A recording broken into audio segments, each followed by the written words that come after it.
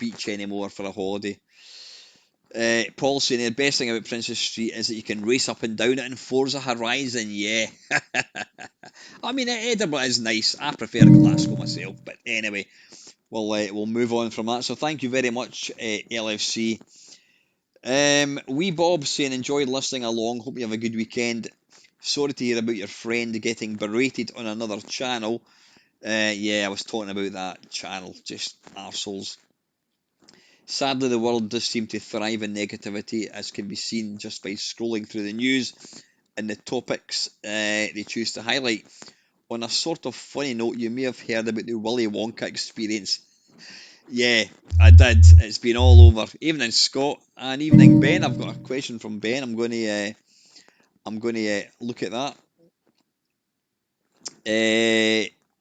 Yeah, the Willy Wonka experience. Apparently, it was just exactly what it says, a Willy Wonka experience. You could take your kids along and they'd meet Willy Wonka and get to meet the Oompa Loompas and all that kind of stuff. And it was quite literally an abandoned warehouse with a couple of bits and pieces put on. You quite literally got a drink of juice and a single jelly bean. It went viral. It went completely viral. And the people that were like, the actors, and he'll just say to them, yeah, I'm here to film. And they'll be like, have you got permission to film? No, I don't need permission. Well, you do. No, I don't. And he was going to like hotels, excuse me, and he actually goes out his way, pardon me, he goes out his way to provoke people to get in an argument. And, you know, it's making me watch, so that's why he does it, because people are watching. But it pisses me off that people are basically acting like cunts to get views, and I would never do that. I would never ever do that. I mean, I can be an arsehole at times, but I think we all can.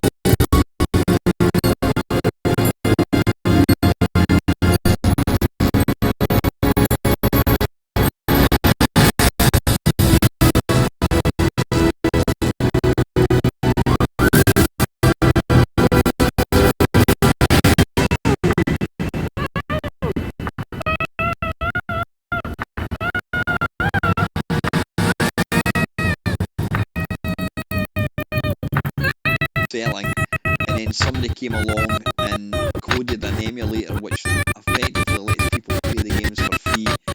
I would be pissed off. There's no question of I would be a bit pissed off that they're doing that.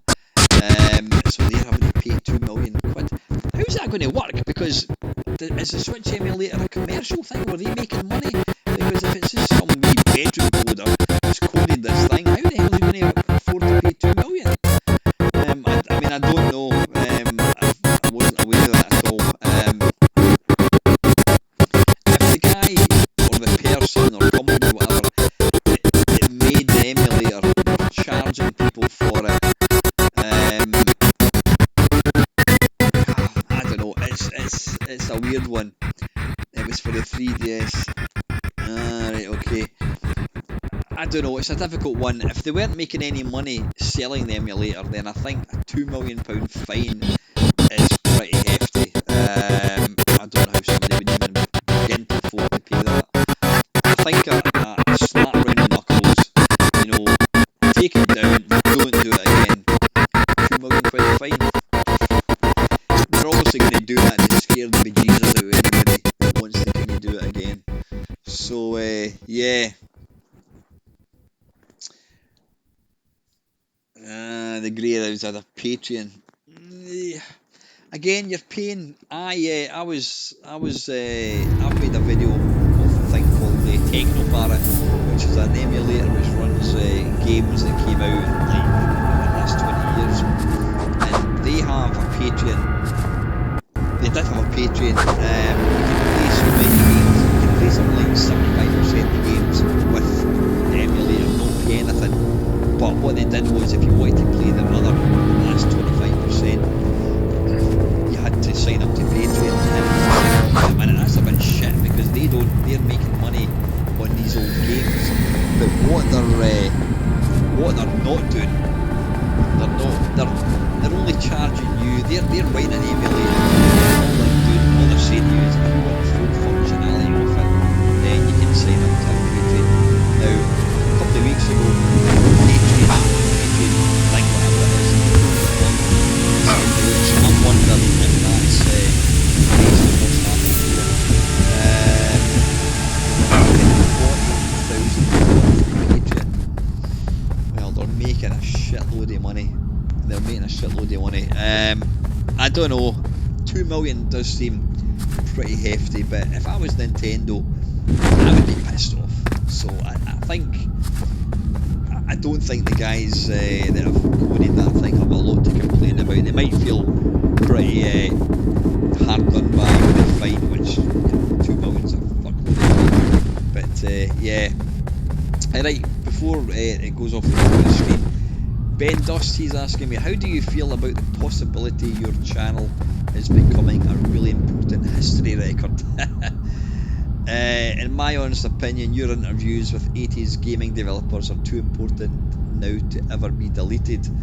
Yeah, and somebody else, Jamie Maxwell, he's saying, not a bad question, Ben, the recent charity stream in particular. Yeah, you know what? Not trying to be arrogant or big-headed or anything, but I think that people like me and my mates, the Ted Dabney Experience lads, and everybody else that's kind of contributing to this kind of hobby, talk to these people, it's become we're documenting this hobby, because in 20-30 years time nobody's going to know who John Hare is or Jeff Mint or whatever. So yeah, watching these videos and people like myself talking to these guys, I think it's part of history. I think they do play their part. It's quite terrifying actually that this video can be getting watched 40 years from now when I'm dead.